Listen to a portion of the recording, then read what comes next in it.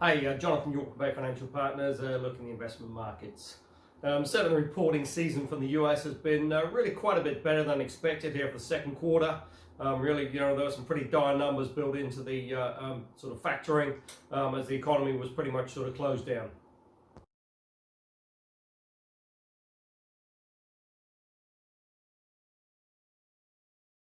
So while second quarter earnings haven't been too bad, the guidance is a little bit sort of hit and miss going forward. Certainly most of the big tech companies are still looking for a pretty reasonable sort of third and fourth quarter. And it's just going to be very interesting now to see with the gradual reopening of the economy. Obviously, there has been an increase in sort of COVID cases, certainly in the southern states.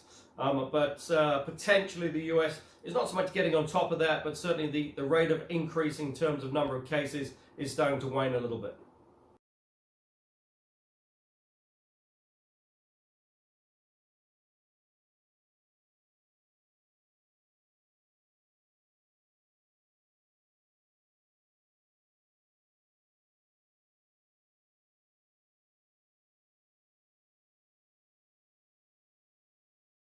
So now it's just going to be very interesting as we head into that November 3rd election, if the economy can get back up and running and what sort of numbers can be put on the board to try and encourage voters to give President Trump and his administration another 4 years.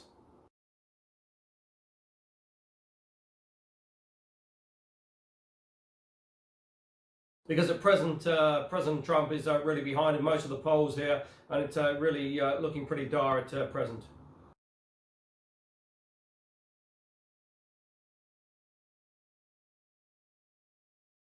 But it'll be interesting at the end of this week, we see the latest employment data coming out of the US. Now, in the last couple of months, that's shown a really pretty healthy recovery rate. And it's just going to be interesting to see if that recovery rate is continued.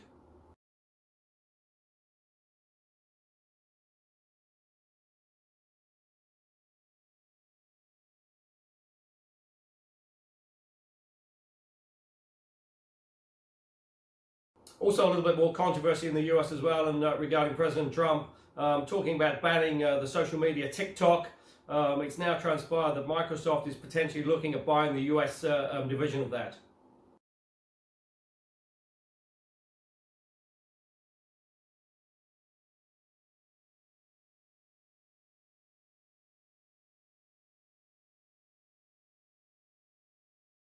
So again, that'll just be interesting to see how that sort of plays through and what sort of implications that has.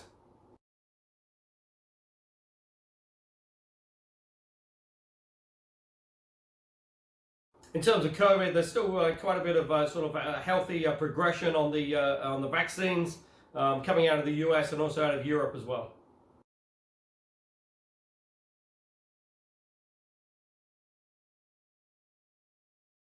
Oil sort of holding around sort of $40 a barrel, sort of give or take sort of $2 around that sort of range.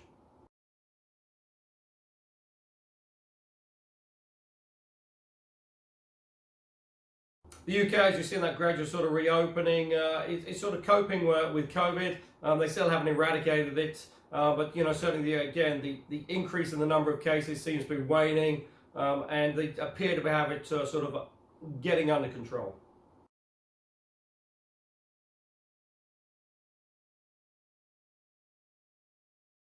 But there are still a few sort of hotspots floating around in the UK.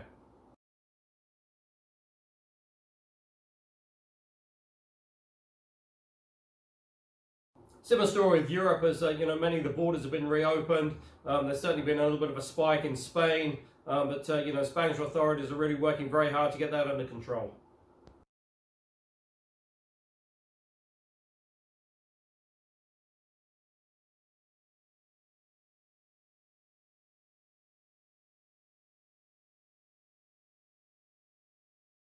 Closer to home in Australia, obviously Victoria is still the major hotspot. Those borders are closed, and really it's sort of Melbourne that's really the epicenter there, and they are really struggling to get on top of this disease.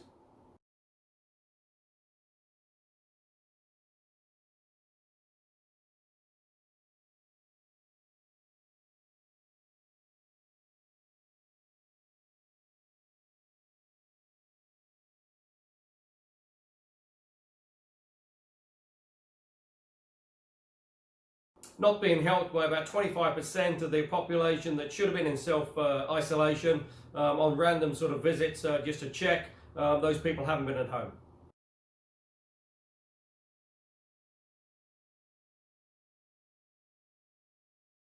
So obviously if they're out then in the community, they are then potentially spreading the disease again, and that's really not helping the authorities at all.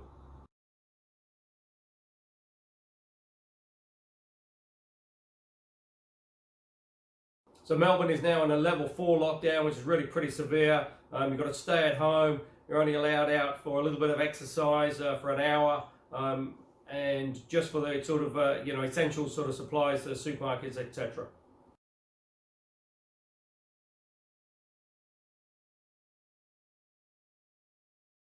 And the authorities are hoping that that will then help sort of get ahead of this virus and get it under control.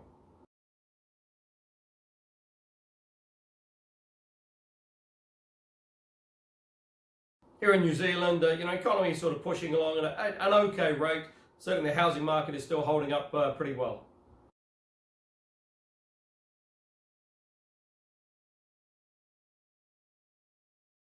That is sort of helping keep a little bit of sort of consumer confidence out there at a reasonable sort of steady level.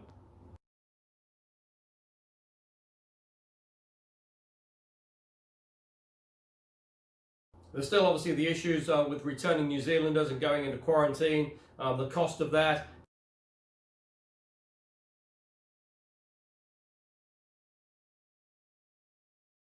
And also those who decide to break quarantine and sort of get out into the wider community with potential of spreading the virus.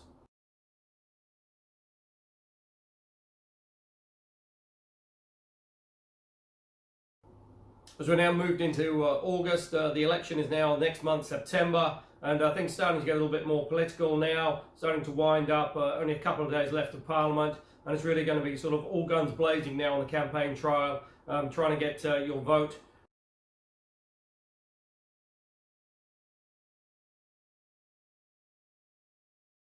And certainly the polls are quite interesting. Labour still have a comfortable majority. The Greens have just crept up to around that sort of 5%.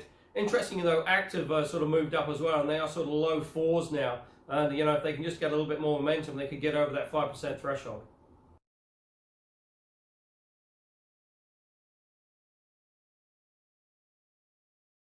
Now, if that is the case, that could then present a pretty different landscape on the political front.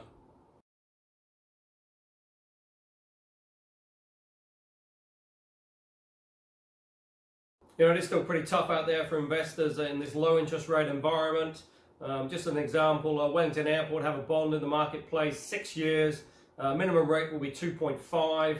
Indicative rate at present is around sort of 254 to 276.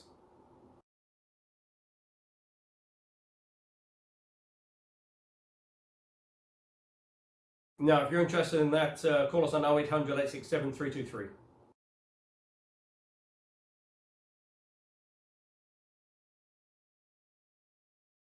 But if you are looking for alternative income options, there are plenty of alternatives available out there. Call us on 0800 867 323 or go to the website www.bayfinancialpartners.co.nz for lots of interesting articles, and we look forward to speaking to you soon.